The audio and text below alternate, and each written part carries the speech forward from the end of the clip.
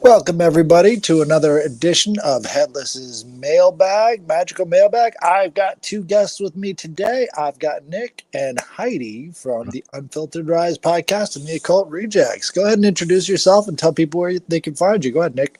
What up, Nick? Yeah, from the Occult Rejects, YouTube, Rumble, BitChute, and all major podcasts, audio podcasts. Thank you.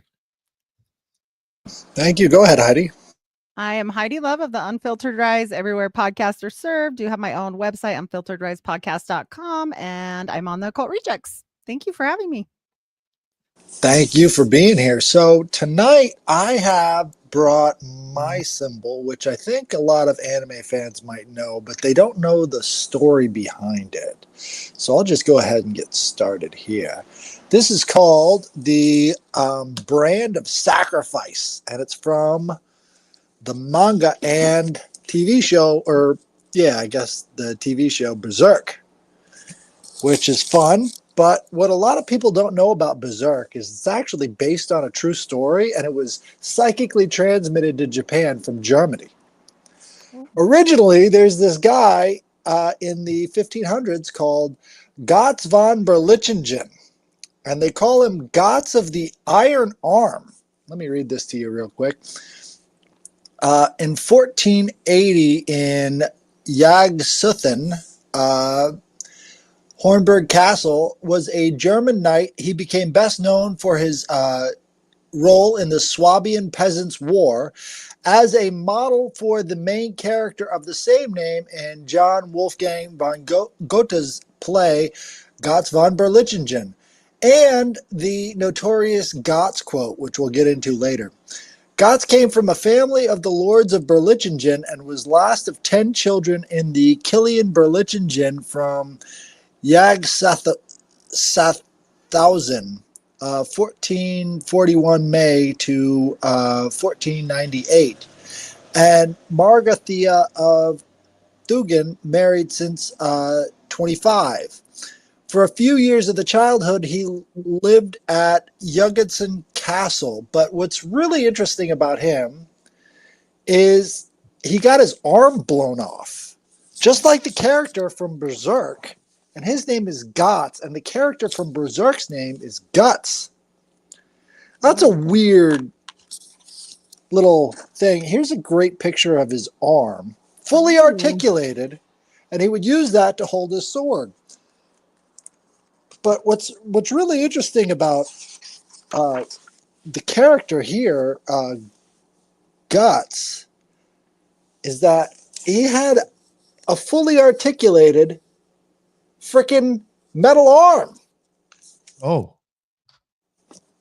right. Nice. And so this guy in writing the manga knew nothing of Gotz von Berlichingen.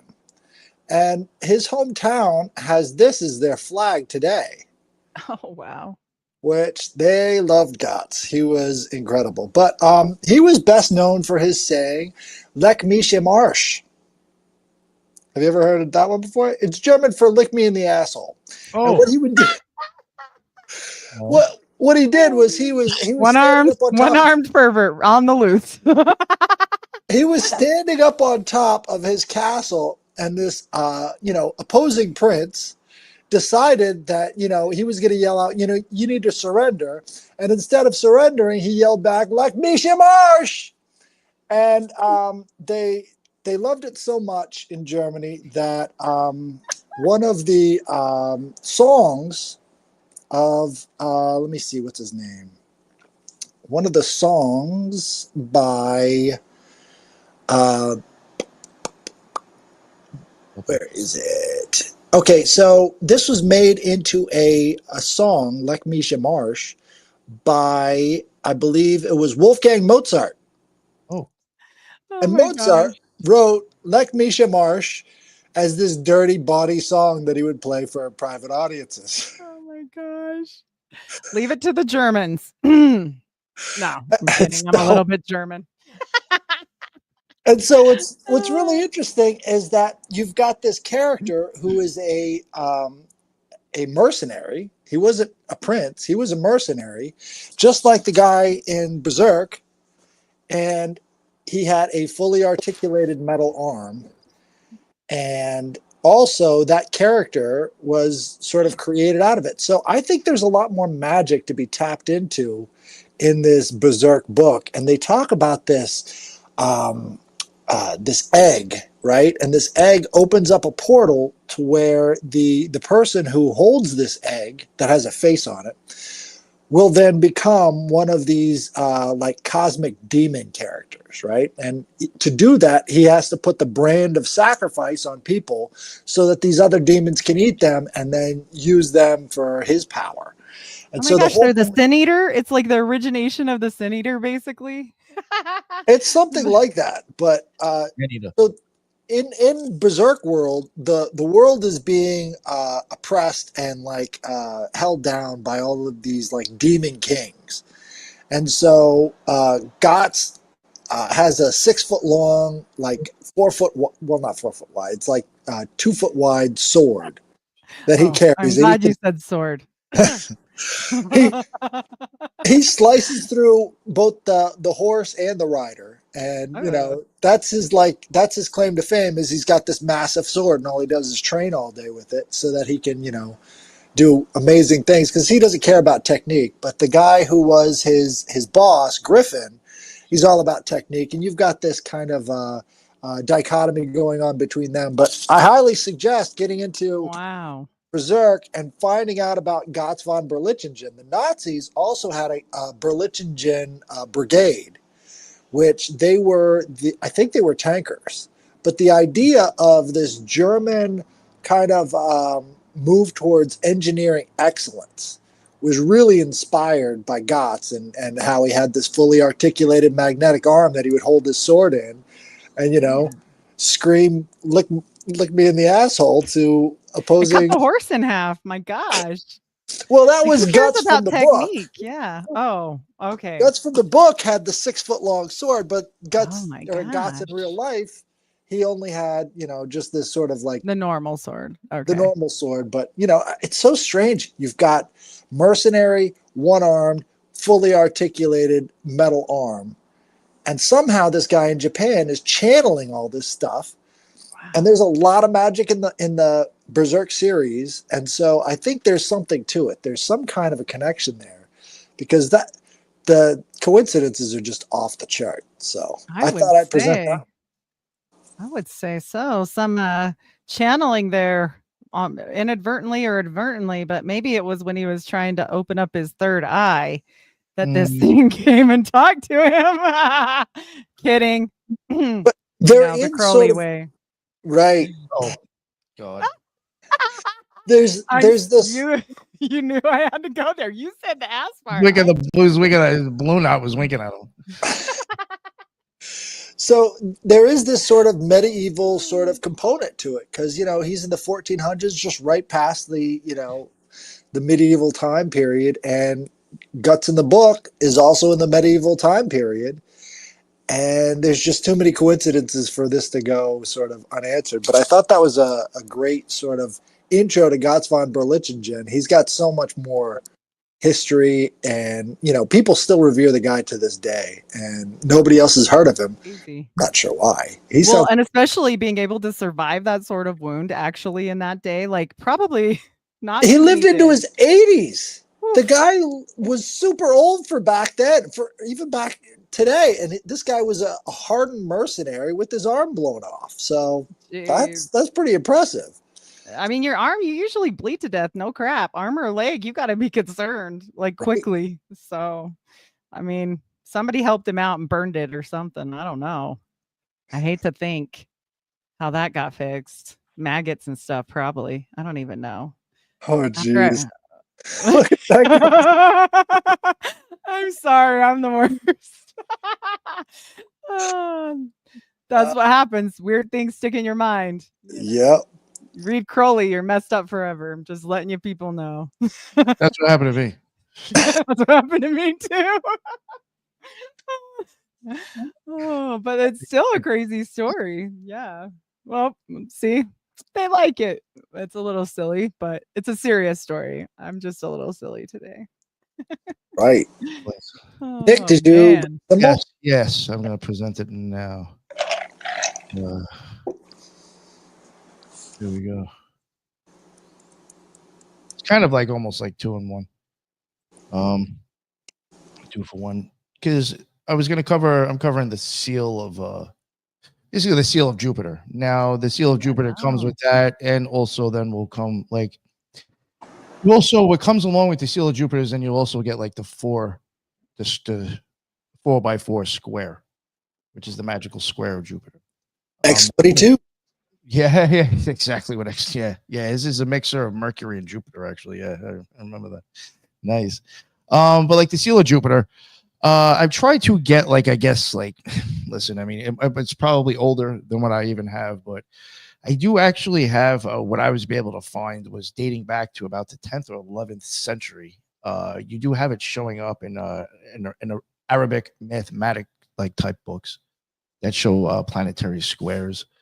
There was the Abu Iwafa, Ibn al-Zarqali. I can't pronounce these fucking names. Whatever. But you have that around the 10th, 11th century. And then 13th century, you have it popping up again by Ahmad al-Bunt. And that shows the 4x4 square again. Then in the 13th century, you do get Libro di Astromagia, which it pops up again there. Then in the Latin handbook, Liber de Angelis, that seems to be considered Cambridge MS. And it does show up there as well. Then in 1446, it shows up in the Key of Solomon, which is something I was saying earlier, is that it does show up there. And at that point, you'll probably also get like a little bit of different variations of it as well. Here, just real quick, I did want to show this. This is from like 1500s art. And there's the square up there, up in the piece of art. But yeah, once you start getting into it with the Sea of Solomon, yeah, here's another one because of an Arabic. Looks like this. But when you start getting into like now Solomon and stuff, it starts changing a little bit. But the other side would still have like the 4 squares on it. You would get this. So going back to what I was saying, I just wanted to show some other ones. Yeah, in 1446, you see it show up in the Key of Solomon. Then it pops up again in Albrecht Dürer's Melancholia, which is what I just showed with that painting. And that's 1514. Then finally shows up where I thought, believe it or not, is where it originated for some reason. Even though I've covered the other stuff, I still had it stuck in my head that Heinrich Cornelius Agrippa was the one who had it in 1533. But no, it's way older than that. Athanasius Kircher, somebody I brought up, he's even put it in his work in 1652, around 1655, one of his books. And then in the 16th to 18th century, it just, kind of got used by a bunch of different people. Mathers took it. The Mahomedic Order of the Golden Dawn eventually started using it. But Joseph. Joseph Smith. Yeah, John. I think John Dee is probably known for using it too. And then what the seal means. Some of the things I'll just try to go by, whether the use or whatever. Wealth and patronage, protection and authority. In the Golden Dawn practice, you can trace the seal in the air with a consecrated wand while vibrating Yadhe Vadhe Zabaoth to establish jurisdiction over planetary spirits before evocation. But yeah, I mean, basically a lot of things with Jupiter. If people don't know what that is. I think it's funny that the Mormons always say, "Oh, it was just to protect him." I'm like, wait a minute, you missed the first half. For those who invoke, right? Look, he's calling down something. Yeah, they have to mind him with all this business, but it isn't just protecting you just to have it in your pocket. That's not what. That means. My opinion, he was using it for an energetic value. Absolutely, it wasn't a protection. Like, protection would be more of an amulet. Mm-hmm. What he was using was more of a talisman. Yeah. Yep. Exactly. And they say the story is that he got it wrong. I don't know for sure. Historians say he did it wrong, and that might have led to his demise. It's even another version you can see, some older versions. What's interesting about this is that the hexagram is sort of because you've got the seal of Solomon in there too. The hexagram is that sort of cube. And so in all the other ones, you see the square shape.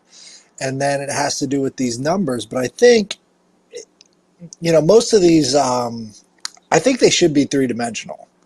Yes, I've thought that before too. Right. And so I think there's a three-dimensional element that's really I think there's a lot of sigils and symbols that if you were to try to put it into a three-dimensional thing, you'd be like, oh, I see what the fuck that is now. Yep. Mm-hmm. Yeah, I agree with that. Yeah, but that's about it. I just wanted to show there's That's cool. the sigil, yeah, for Jupiter, and the seal, the four squares, and believe it or not, I went back further than I even thought prior to when I started to cover it. So I learned something or remembered something. Put it that way. Yeah. Well, that was good timing for me. And like I said, with that in his pocket, and he did not have his magical underwear on, but he had that in his pocket. Funny thing is that I did put in the seal of Saturn first. I figured I'll cover that, and when I put in images on, for some reason, the first thing popping up was Jupiter, and I was like, I'll just go with that, I guess, since you didn't want to show me Saturn. There you go. Hey, yeah. And I'm like, oh, and then when I thought of that, I was like, this is perfect for Heidi because of Joseph Smith. Right. I mean, I'm not, wise to, all the things that you guys know, but definitely anytime it applies with Mormonism, then I get a little more clued in. Trying to learn more though. Nick, can you pocket, right? You said, or on his shirt or something, he had the seal of Jupiter, right? For Joseph? Yeah, he did have that on him, correct? He carried the Jupiter talisman with him everywhere he went. And his wife, actually, the church tries to say it wasn't his. However, his wife wanted it back. And it was one of the rare things she said, that is his, it is mine, I want it back. And then she clipped a piece of his hair and wore it the rest of her life on a necklace. But she wasn't a witch, don't worry. They also dug them up and made canes out of their grody coffin wood and put the hair inside the top of the knob. It's awesome. Yeah. Freak shit. They weren't witches. Don't worry. We still have those canes in the museum. There's photos. They just like to repurpose everything. Yeah. Oh, they moved those bodies so much that I would be surprised if they aren't, somewhere else right now. But that's just my thoughts. At least the head. Speaking of headless. Yeah, that's my guess. So I have a question email about an experience. So this comes from Morb. It says, do you know of a demon that is a baby corpse with his mouth and eyes smeared black? I just removed that sick thing from this realm, and I'm interested to know a bit about the sick fucker. Some of the horrible visions were brutal. Okay, so there is a TikTok going around. This is weird timing. Have you heard of this with the kids right now? That they look in the mirror and then they open the toilet. My daughter tells me this, and I'm like, water and a mirror. Are you insane? Did you guys do this? And she swore she didn't, but they did, because I just got a text from my mom. So now I have to have a whole discussion with my kid because she's scaring the crap out of everyone in the neighborhood by like showing them this TikTok. I'm like, would you say I banned that off her phone? I don't even know how she got around that, but that's a whole nother story. 11. And they are saying this about a baby. Something about throwing a baby in the toilet. I don't know. I didn't watch the TikTok, man. I don't watch. Yeah. There are encounters with these black-eyed children. Right. It just sort of reminded me of that. But black smeared around the eyes, I don't know. Maybe that's a different form. But the black-eyed children phenomena seems to be related to children claiming to be in trouble or needing help. And if you let them in the car or the house or wherever they meet you, that's when they grab your soul. Most people who talk about this stuff say that they got a bad feeling and they noticed that they didn't have any sclera in their eyes. Yeah. And all black, and that's why that tipped them off not to do anything for these things. Like dog eyes. Run for your life. Like, that's not, no. You don't want to help the demons or the nice fairies either, P.S. They could be cute. Don't do it. Little havoc in your life, Don't trust them. Saying. It's a trap. Yeah. I was listening to their life.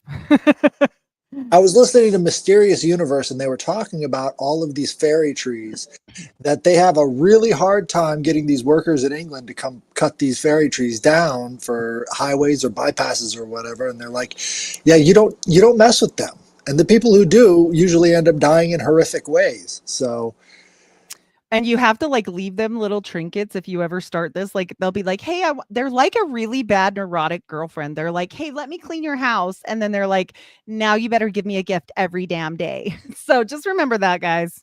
It's not worth it. Get a housekeeper. iron's a surefire way of getting them to move on. So if you've got, a pair of scissors, walk around the house with scissors. They don't like that. No. Basically anything iron. And it's funny too, because that goes back into the mythology about the Tuatha De Danann, where they were scared off by the iron swords that the I think it was the Romans brought up there. And so it goes back into this historical thing about, maybe this native group in Ireland were pushed out by iron. So like you have that trauma that we talked about, like, where you're born afraid of spiders because somebody, your great great grandma or something like that, you think? Well, I think it's a symbol, sort of like the native peoples or the fairies are, scared off by this certain element. And in a lot of ways, I could see a big crossover between, the Tuatha De Danann are said to be the fairy people. So I think there was a linkage between them and the land that hasn't gone away, and probably has something to do with reincarnation, or how, they might have swapped souls. Who knows? I mean, fairies are pretty resourceful. After a couple of thousand years, I'll bet they had a pretty thriving society of people they jumped into. Hey, all I know is every time we make jokes, then you hear about how somebody made the supercomputer digging and talking to gnomes underneath their house. So whatever. I'm not going to rule out the fairies either. It's Well, what's the difference between a fairy and some of these other spirits that we assume that these people were talking to? I mean, there's that element there too. So I think if they were in contact with the fairies and got very familiar with them, got used to the gold that they might show up from now and then, that ex-girlfriend might say, "All right, now give me your body." Yep. Or maybe they don't even have a choice, right? Maybe they just open themselves up enough to be like, "Guess what? It's happening today." It's going down. I mean, we've heard of people being taken over without their permission. So, Well, it's an stuff interesting, happens. because there is the concept of these like nature spirits, and nature spirits generally try to keep away from humans, but there are crossovers, and really interesting ones too, like the gnomes, these Tommy knockers, these little people, all of these things in like this underrealm that's sort of like, if there was a giant walking around and all we saw were legs, would we assume that there was a body and a head on top of that, especially if it was ancient times? So maybe they don't regard us the same way that we regard them, and therefore, we don't see them most of the time. I'm very about the realms. Steiner talks about this. Lots of people talk about this, where we intermingle unknowingly. Maybe they know, but we don't know. It's all about what level you're on, right? So, Well, I definitely subscribe to that. We had KOK last week talking about the brownie inside of one of his friend's houses, and there's spirits all around. It's just people just don't pay attention. Yeah, Well, the Jewish will tell you about it. They don't mess around in bathrooms and stuff because of this. They will talk all about how, if you're in a dirty, quote unquote dirty place, get the heck out of there, and how there's so many demons per person, and they're everywhere. So it's wild. What's that? Forgot. Well, I mean, do Mormons have any specific practices in relationship to nature spirits? So here's the thing. I think maybe in Joseph's time, there would have been a lot of cool stuff about spirits, but Brigham, he wasn't about that life. And so he was just like, kill everything, kill all the things that are fun, and no fun people, and no different colors, and just all the bad things, and just, make money. I don't know. He was kind of a dick. So, yeah. He was also a hit it and quit it. Like, he didn't have enough kids per wife. So just saying. I mean, The giant asshole, you know. He started. He He was started the less whole than idea. one a wife. Come on. Yeah. Like, what? You little pervert. Yeah. That just means he wasn't good at it. So I don't know. But yeah, after Brigham took it over, the magical stuff got far less. And as they kept going into politics, they were very much pushing down magical collab. The hell you say? We never heard about any of that. And I'm like, I think people would join your church if you'd cut out the bullshit. Well, And I would shut up because then it would be honest. you, So on some level, you've got simultaneous with the Brigham Young and that takeover in the 1850s. They had a big movement in America to have these tent revivals, and they basically were trying to exorcise and get rid of any sort of native folk beliefs. So it could be that they were trying to match what the rest of Christian America was doing by getting rid of all that magic stuff in their own church. well, I think the thing is they just got in the CIA and the presidents, like they started really hooking up to, I think it just went underground. I think the top level has it. They started being very good friends with Nazis, very good friends with like Warner von Braun's. They started being like buddy buddy with all these people. So it didn't go away. We know that because why is von Braun in a theological movie for Mormons? That doesn't make any sense. So if it went completely away, that wouldn't have happened. However, we know it did. So we see all these nice little, connections to the magical stuff, but they hide it. And then they look creepy as hell. Like, listen, it just looks creepy when you guys lie and say, what? Especially like the collab thing, it's out there. Like things are out there. You can't say it didn't happen. That's stupid. Stop it. They also say weird things like the Toad story never happened and that those people hated Joseph. Here's the thing. Joseph's cousin married that girl that was the brother wrote it, the Willard Chase, Sally Chase with the original Sears stone that he wanted to steal but didn't get his hands on. Look, she married Nathan Smith that started Dartmouth College Medical School and was ran out of town for stealing dead bodies and ran off to Yale to start theirs. So I don't care what you say. This is documented. These are documents of historical proof. Like nobody knows that story. So I mean, yeah. Uh-oh. I can't hear. There's only two groups of people who would be interested in body snatching: magicians and scientists. Yep. I think And there was a big yeah. crossover between them. Well, all the doctors then knew alchemy. Let's not play. And then his other cousin that helped start Dartmouth Indian College, which was just like this whole teaching for basic priests for the Native Americans.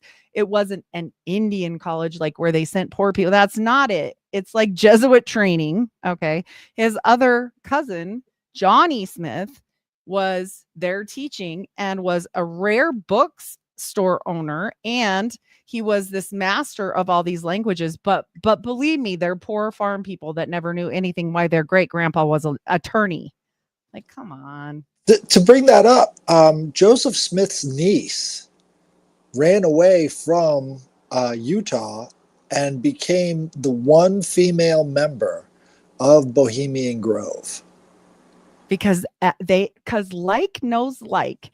That's why Crowley gives his hat tips so much to Joseph, though he hates religion. It makes no damn sense. And what did he do? He wrote a whole big thing about him being a moon child because Joseph was born in a call.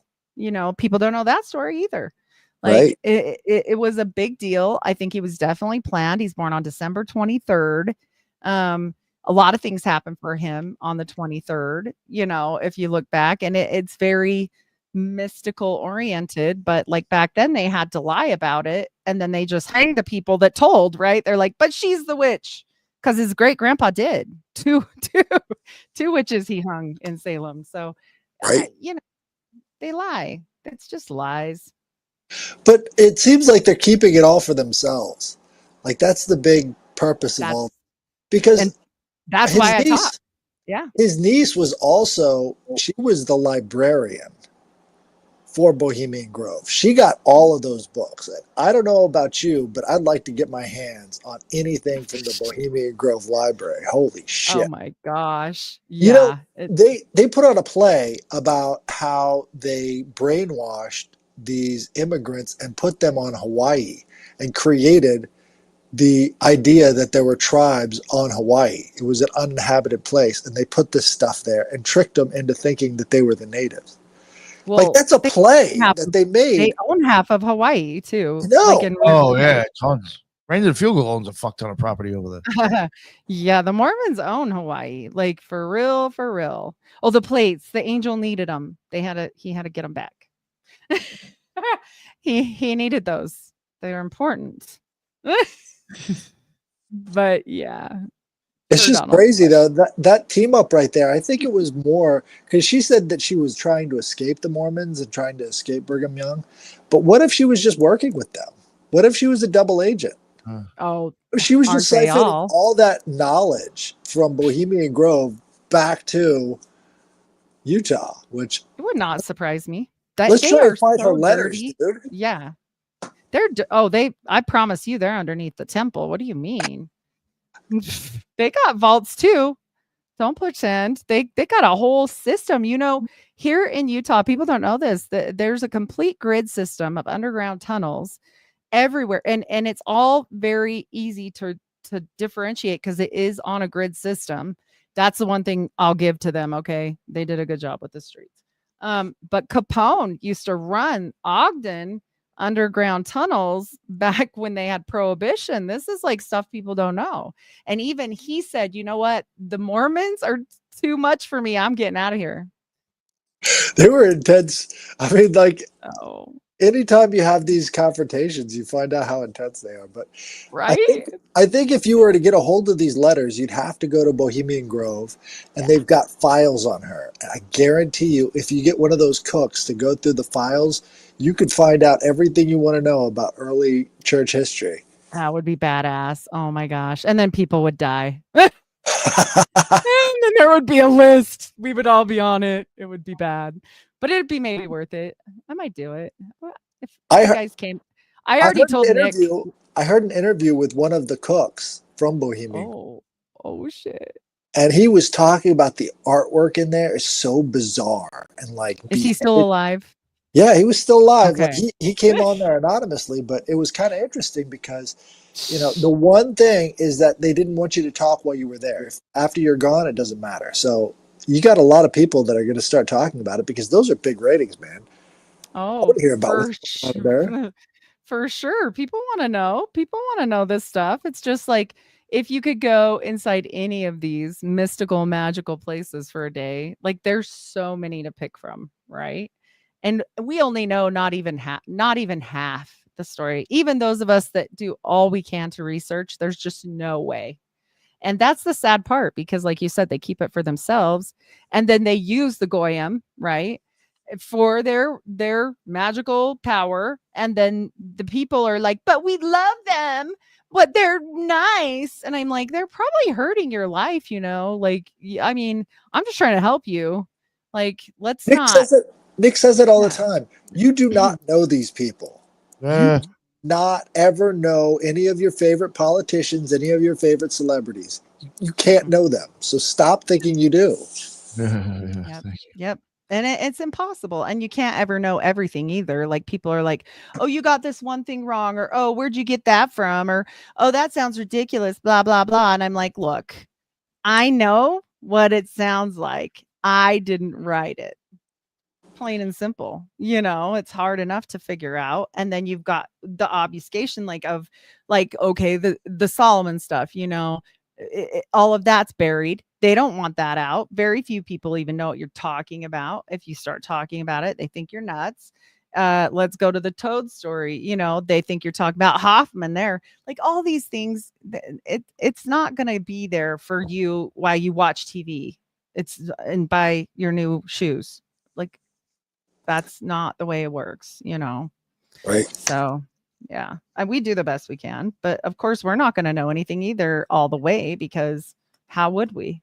Right. You'd have to be there, and that's I can't go back. right? It's too much. But that's the thing too. It's like all of these lives, like Elon, Trump, all of these people, they all seem to me to be like a kind of just a big blank, you know? We have no idea what they are. It's funny. Or what's happening in the background, like games that they play. I got a story. So this other podcast that I helped start is called Timeline Earth. Originally, it was called the Friends Against Government podcast because they liked having Fagcast in their name. Friends Against Government. It's a hilarious podcast. But these guys made up Joe Biden being a clone. They made it up. They were the first ones to do it on their show. They were the first ones to say it. Well, just last week, you've got Trump retweeting this thing about how Joe Biden is a clone and how, the original Joe Biden was killed in 2020. It's like, oh, way before then. 100% he was killed a while ago. All of that stuff came from them. They're the first ones to point it out. And now from their humble beginnings all the way up to Trump, they've had this sort of domino effect. And nobody's ever heard of Timeline Earth, you know? Well, that happens to all of us, unfortunately, too. Instead of doing the right thing, which to me is very important. Like if I see somebody talking about something that I don't know a lot about, like you, Headless, I had you on and I'm like, hey, I don't know a lot about this. Will you come talk to me about it? That's what you should do if you're working, networking, right? That's smart. Yeah. And then you make new friends and then you can say, hey, I know this girl and she talks about, and I can tell people about you. And that's how it should be. But that's not what happens, right? They go get their best friend from next door and say, hey, read this paragraph about being a Mormon or whatever. And then that's what they do. And same thing for your friends. Yeah. About politics or clones or, all that. So it seems more of like, what bigger show are you going to cook for? Yeah. That's really all it is. And it gets to the point where we know, the truth gets lost in there. Like, I don't care if people want to be friends and do their own thing in their own network, and that's fine. But like, I'm just not that way, I just would rather share it, right? Like, I mean, I don't know. I thought that's what we're supposed to do. That's kind of how you make advances. I'm apparently wrong. Yeah. With each other, trying to go, yeah. Oh boy, I don't know. It's hard. Yeah. What do you think about a never-ending story breakdown on? Oh my gosh, we will be there. It will have to be a 3-part story. Like this. That's funny. That's not putting her on blast. Not putting her on blast. But unfortunately, that was an episode me and Lisa did start a while ago, and it never finished. Because it never ended, right? It was the never-ending story. Yes. We talked about it. I started at least. Well, it seems like it would have so much. Yeah.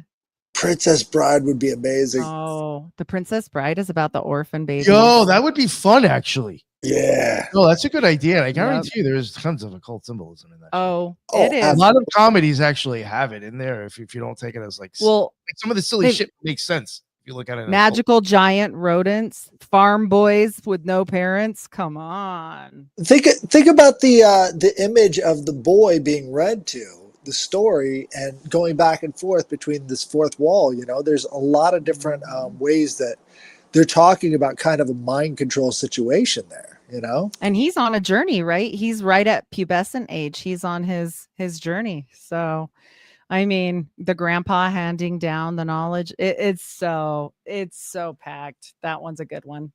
Yeah. That one's a good one. And speaking of spies and the Princess Bride and the Cabbage Babies, Charles Loring Brace from an unknown secret society. I got called out for calling him a Freemason. Oh, I was wrong. It was a secret society, so secret it shall not be named, actually. And then they were like, oh, and by the way, he was a spy. Look away. But he was benevolent. He was a pariah. Okay. And dude, there's there's so much crossover between the Mormon Church and it's not Kiwanis. What is it? The Rotary Club. Oh, the Rotary Club. Oh yeah. Justin and me have spoke. That gets into the weeds. Well, anything that has to do with brotherhoods. Let's be real. Like the Mormon theology and the Great White Brotherhood is very Right. But this Parallel. is the brotherhood of all these different religious groups coming together and then trading who gets to be in charge of these different things. Absolutely. Like, how is Absolutely. that not better known? This is like a conspiracy of religions coming together under this one banner, and Under the nobody thought banner to of tell what? us. Under the Right. banner of what? I know. Do you know? I don't. Well, what's the one club you can join that you don't have to pick your god? You tell me. Yeah. There you go. But it's so funny. It's a rotary because they rotate the different leadership positions between these different churches, and then they all act in unison. You know what I think? Justin had even said this, and I was like, damn, I didn't even look at it like this. Even the whole rotary thing, it's just one gear in a big machine.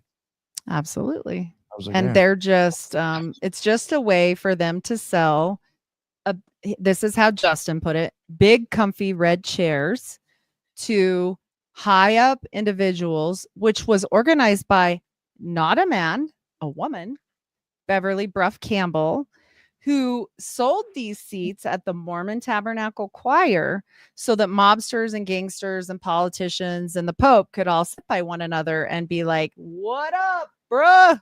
And then they talk during the whole damn thing. And they're not there to listen to the music. Get real. Come on. That's perfect cover. It's a good one. It's a good one. I mean, you can link it back to a lot of things. And then now I'm seeing, the keyhole design for the Mormon church in Salt Lake City, the keyhole design for the Vatican, and on the up and coming, which I just got my FBI book docs today on Onassis, the Onassis Foundation keyhole design from, this Greek, right? This Greek guy, he would know. He was taught a lot of stuff when he was young. So. Well, the keys and the keyhole, I think, are very important and often. They are. If you think about Atlantis. the Catholic flag, you got the two crossed keys on it, and that relates directly back to Hecate, who had the key to the underworld. And St. Peter's holding what? The keys to the church. Peter means the rock. There's something to that as well. So the rock and the keys, it's like opening up the vault. The two-eye stone is a rock. The Mormons have a rock. They all have a rock. So I'm just saying they know stuff we'll never. I mean, we can try, and I will forever, but we'll never know it all. There's no way. Yeah, but they are all in on it for sure. 100. And sometimes they fight, little warring factions, and that's where people die. I mean, honestly. Knights Templar and the Mormons were fighting in Mexico. Yes. The whole Mexico Mormons. You thought the Mormons here were like, they made this whole show here for the Mormons and Brigham Young such a bad A, and look at these. No. Those people that went more south are terrifying. Nick, you remember? They kill their own children. Yeah. You remember when we did the Knights Templar episode? The guy who was fighting against those Templars was a Mormon. Oh, really? Yeah. Oh my gosh. Right, yes. Oh my gosh. Well, I will tell you, anytime they start flexing, and Trump does it too. Trump starts talking about Tesla's stuff, and he does these little flexes, bringing up his Uncle John, and that's about rocks too, man. Like, they knew some stuff, and I mean, I don't know if any of this stuff in Washington right now is genuine. It seems so planned. I mean, No, I think it's fake. Yeah, it really does. I think they want the Democrats to win in the midterms. I even think part of what Elon's doing right now is to rise his fucking stocks back up because they tanked. Right. Probably. Well, he's just got the black eye ritual. Let's keep our eye out, Oh, my kid punched me in the eye. Well, that's weird because we all know there's the black eye ritual for many, many people. Yeah, and it's always in the same spot, or like a little band-aid in the same fucking spot. Mm-hmm. Yep. And there's always some weird reason. Oh, your kid has a big damn hand. Like, I don't know about that, but okay, I know whatever. Above the eye, you can jam a ice pick in and then give somebody a frontal lobotomy, but I'm not sure exactly what the purpose of all these black eyes would be. I see all of the people have them, but I'm not sure exactly how that's connected to adrenochrome. Like people try to make that inference, but I probably shouldn't say that on YouTube. Ah! Say a go- different word. Yeah. Well, actually, let's just The close it gold up. We're at juice. 45 minutes. Oh yeah. Let me really do Like 30. Yeah. But thank you guys for coming. Thank you, chat. We'll see you again next time. Thank you, Heidi. Thank you, Thank Nick. you. See you later. Later.